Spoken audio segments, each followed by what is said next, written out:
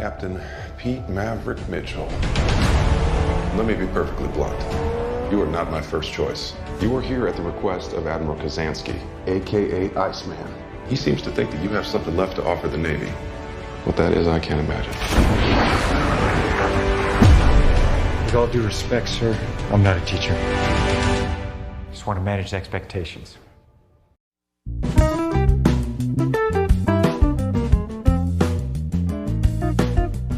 Hey everybody, it's 15-Minute Film Fanatics. I'm Dan. And I'm Mike. Mike, set us up. Dan, there's no other way to say it. I was made to see this movie. That this is not how I actually feel about it, though. It's better than I expected. I will say it. But we're doing Top Gun Maverick. Dan is an uber fan of all things Tom Cruise, and so there was no way that we could not do it. I honestly don't know anything about the guy who directed it. I don't really even know who wrote the screenplay here. It's very clear who's in charge of this movie. Dan, who's in charge of this movie? Tom Cruise. All the way down. Actually, as a matter of fact, funny story, Kenny Loggins produced a new version of Danger Zone, apparently got a band together, went into a recording studio, tried to think of a 2022 version of the song that could go with this movie. And Tom Cruise heard it and went, we'll stick with the original.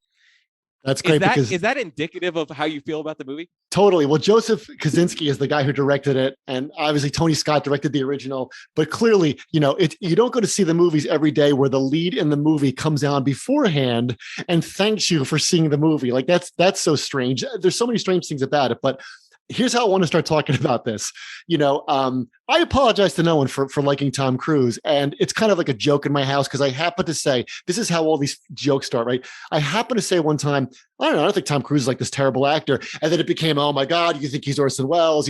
Everyone kind of jumped on this. So I just roll with it.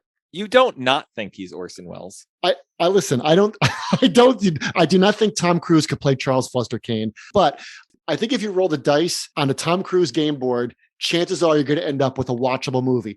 Here's how I want to start. I want to start by talking about how much we love Letterboxd. How much do we love Letterboxd? It's actually the best way of all the aesthetic communities out there. This is the best thing anybody's ever done using the internet to get a bunch of people who like one thing together to talk about it. Absolutely. So we're on Letterboxd. You can follow us at 15MIN Film. The reason I bring this up is because I love reading quick reviews of movies on Letterboxd. There's so many funny people out there.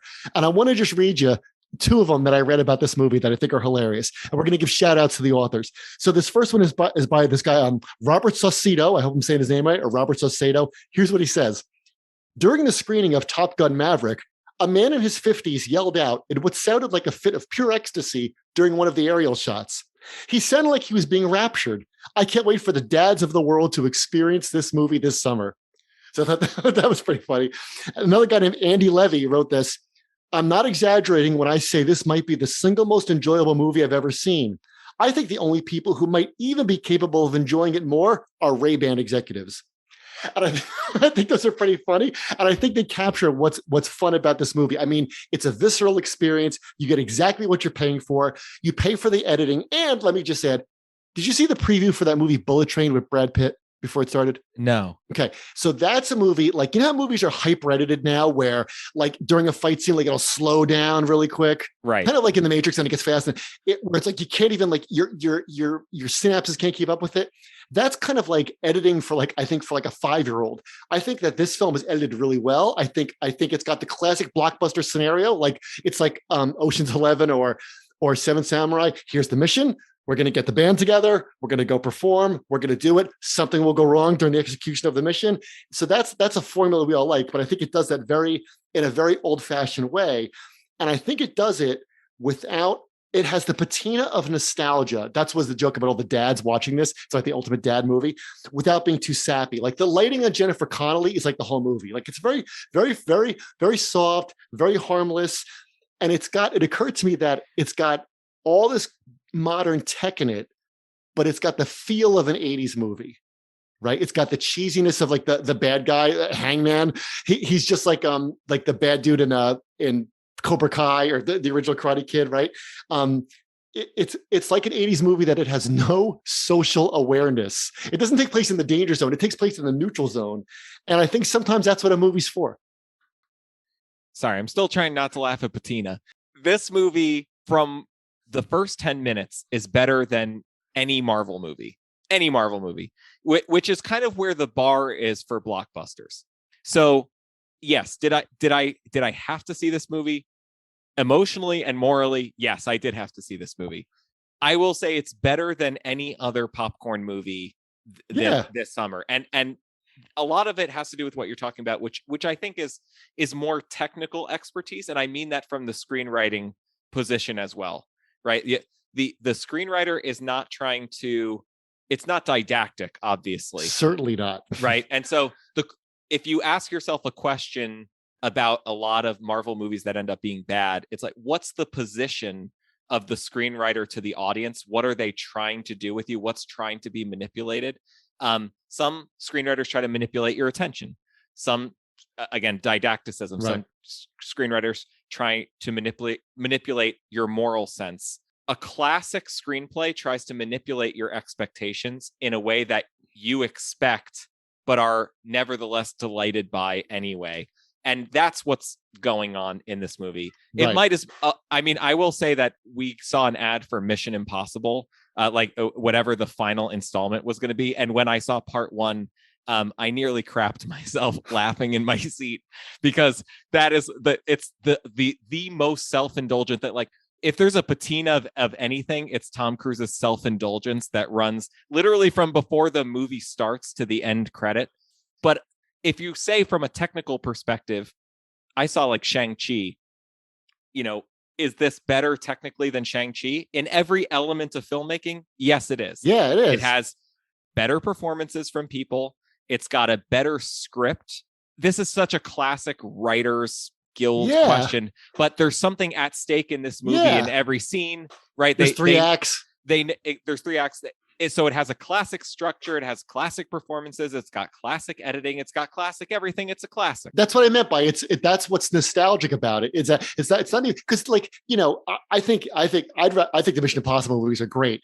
I like those movies more than Top Gun, and I don't think the original Top Gun was some like unbelievably great movie that I've seen 1,000 times. But I think this movie reminds you of what it used to be like to go to the movies. What's nostalgic about it is that you are there to be entertained, and that is something I think people take for granted too often, because there's not that many movies left that are actually trying to entertain you. Yeah.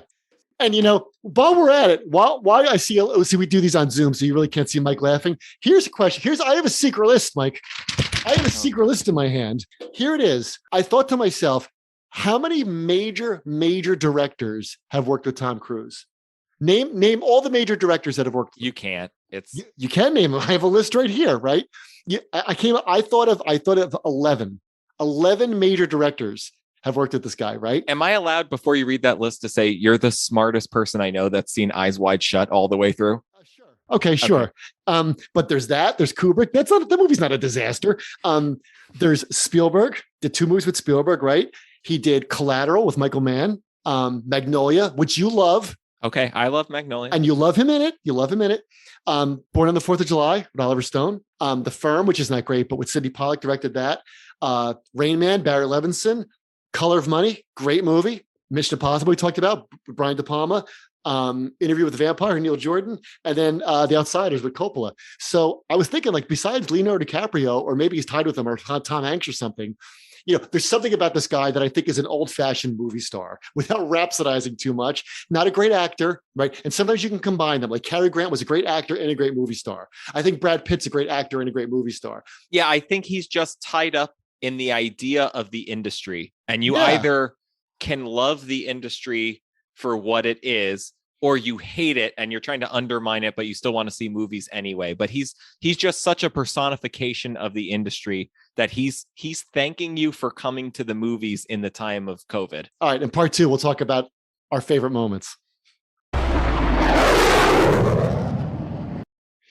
Okay. So in part 2, we talk about our key scenes. Dan, what's the key scene? I want to just go back to something you said before and put this on record that I love the Mission Impossible movies, and I didn't laugh at it. My reaction to the trailer was, I gotta wait a year to see the next Mission Impossible movies. Talk about satisfying entertaining movies. They're totally satisfying. Okay. Why dump on Mission Impossible? It has nothing to prove. I'm not We even did dumping an on it. episode. You I'm can go not back dumping in on our it. back catalog. Right. I do like the classic structure of Yeah. Top Gun, and I can sense what they were trying to do. I would call Top Gun a movie with ideas. So what scene do you have Right. that's got its idea? My moment was when Jon Hamm, because you have to have a certain level of good lookingness, on the screen, Naturally. is when he has to decide whether to fire Tom Cruise or put him in as team leader. Do I sacrifice the mission of my career? And it's kind of funny. It's like the classic structure is we have Tom Cruise. He loses his Tom Cruise mojo. It's threatened. And then all acknowledges Tom Cruise in this. And I think that's so funny. That's in so many of these 80s movies where like the hero, again, it's like an 80s movie. The hero tries to be himself. Somebody says you can't be that. And at the end, he's proven correct. So this movie does have a couple of things wrong with it. And here's one thing is like, there's a real big missed opportunity with his scene with Jennifer Connelly, like when he's kicked out, when he's permanently grounded, right? Like, of course, what you should have is the hero like explains this and somebody says, well, at least we can be in love. And he's like, yeah, I guess at least we can be in love. Right. And then he's called back and then he breaks the rules. There's something at stake. She's like, oh, so you finally we can finally consummate our 35-year romance to each other. And she's like, you know what? I think you trying to get yourself killed one last time is even more important, because she has to acknowledge it. He's Tom Cruise, man. Like, what was your moment? My moment, cheesy though it is when we get into the third act, which is when Tom Cruise defies the odds and he does the entire course with 15 seconds to spare. I think, again, the screenwriters know what to do with your attention and what's at stake in such a way that those scenes just work. Right. Those scenes have a human appeal. It's not necessarily because you're any specific demographic. They just know what works from the visual perspective. That scene is not unlike the chariot scene in Ben-Hur. It has a visual texture and syntax that defies language. So it just works. Right. And you don't even need to know. I love how the bad guy, the country where they have to blow up the uranium thing, the other fighter pilots all look like Darth Vader. Like in his TIE fighter, because they're blacked out. There's no insignia. It's just an unnamed bad country. You got to go blow up the uranium mine. All right, I'll see you in part 3. So in part 3, we always talk about the title or the ending. Mike, what do you think? All I have is another long rant about screenwriting. But if you're still listening to this podcast, I assume that you either like that or you just don't care at this point. So this movie is all the things that you said and all the things that we've said so far. But there is one problem with it. It sets a central narrative question that ultimately it cannot answer, besides the Jennifer Connelly stuff being silly. There's a bigger thing at stake. There's a bigger problem, which is that the movie is about how can you take one person's skill and distribute it to a team such that you can turn the one into the many, right? How can you create Hoosiers? Hoosiers. Okay, you nailed it. So it turns out that in Top Gun land, you can't. You cannot. Right? Because it's very much about that from the perspective of the movie too, right? You just have this one man force who is the industry. He's the personification of the thing you're trying to do, but you don't want the thing that you're trying to do to die with him or to end with his career, right? And so, of course, the way that the movie cheats, you could imagine another director, another screenwriter, at least trying to start a franchise by Tom Cruise can't go on the mission, and you build some chemistry with the very wooden group from the beginning. We can all agree that their dialogue in the what's the name of the bar again? The classroom or the low it's not the low ceiling, it's the lower deck. Yeah, right. Their dialogue when they first come in is unbelievably bad.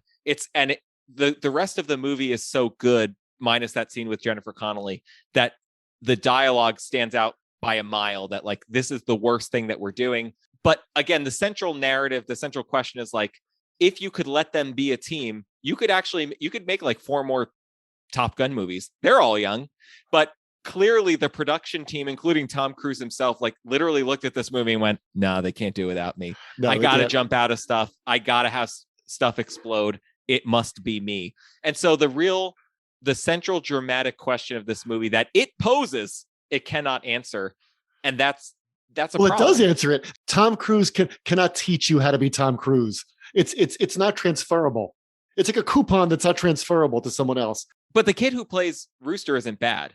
No, he's not. The kid he could lead his first film franchise. The point is, Tom Cruise was not always Tom Cruise. You got to give him a chance. But this movie's like, nah, I'm not sure. First fiddle's covered. Thank you very much. Exactly. First fiddle. Well, you know, your whole description there was pretty funny. Like, will they make more of these? Right? I hope they don't. But also, it reminded me of Creed. So the Rocky movies play out. Right. He does 5 Rocky movies. He does Rocky Balboa, which is all about being old. And he fights in that when you saw Rocky Balboa. Right. Sure. And then we get Creed. And in Creed, remember, you still get the charm of Rocky, but you get to watch Creed now fight. And there's Creed 2 and things like that. I actually think Creed 2 is a good movie. Yeah, I think I'm just going like, I'll say it right now. I like Creed and Creed 2. I like both of them because you want to see, it's fun to see Stallone give advice. So, but Tom Cruise would never do that. Yeah, but the point is that Michael B. Jordan is actually good. Right. The point is that if you could find the right person who could carry a franchise, God forbid Sylvester Stallone died, you could make Creed 3 tomorrow. Right. You could act right. It's makeable. And so that the industry goes on. But the point is, you can tell that the star himself is tied up in the structure because the structure pulls you another way, but the star goes, no, it's gotta be me. Yeah. He could literally be on oxygen with 9 Gs, and they would still make this movie. He could be doing, dialysis or something in between shooting down other jet pilots, or using Aspercream, but they would still keep it rolling. Because Tom Cruise, as crazy as he is, he's the personification of a certain kind of movie experience, and I think he knows that. That's why how about when he's running in the forest doing his Tom Cruise running thing? You're like, he's got to run in every movie. But that's kind of who he is, and that's kind of what he's at. Because at this point, he's 60 or 61. He should by this point pivot into like different kinds of movies. Like he can do any movie he wants to. But I'm like, was he just going to make, because he's done quote unquote real movies. I mean, he's done, it's kind of funny. Like Jerry Maguire. Well, no, not, which I've never seen all of, by the way, but I'm talking about, A Few Good Men, which you like A Few Good Men. We did a one shot on A Few Good Men. I want to hear you first say that he also had you at hello. He Listen, I apologize to no one again, but my point is he could pivot to other kinds of movies, but sure. It seems like he won't because he's created this thing called Tom Cruise. My point is that in order for him to be Tom Cruise, the filmic universe as an aesthetic universe has to be eternal. Yeah. But in order to be Tom Cruise, you must really believe somewhere in your brain that only you can do it and it will die with you. And those are conflicting ideas. They are. They absolutely are. And that's why Jon Hamm has to look out the window when he does Tom Cruise. He's looking through like, I have to make a big decision. Like, do I acknowledge your Tom Cruise in this? Or do I try to, because remember the mission gets pushed a week earlier. So it's like less time for me to convey my Tom Cruise qualities to others. You can't do it. You can't do it if you had 1,000 weeks, Mike. You couldn't do it. So let me end by saying one more thing from Letterboxd. This was from someone named Jaybird on Letterboxd, and it's a beautiful, beautiful thing that goes into exactly what you're saying. You ready for this? Tom just loves to go cruising and doesn't really like losing. If forced to teach or play at the beach, it's obvious which one he's choosing. Thanks for listening, everybody. We hope you enjoyed our conversation about Maverick. We'll see. I hope you enjoyed this conversation as much as I feel you enjoyed the offensive, defensive football scene. You can follow us on Twitter at 15MINFilm or on Letterboxd. There's 1,000 funny reviews of all the movies we like on Letterboxd. So go check them out. Thanks, everybody. We'll see you next time.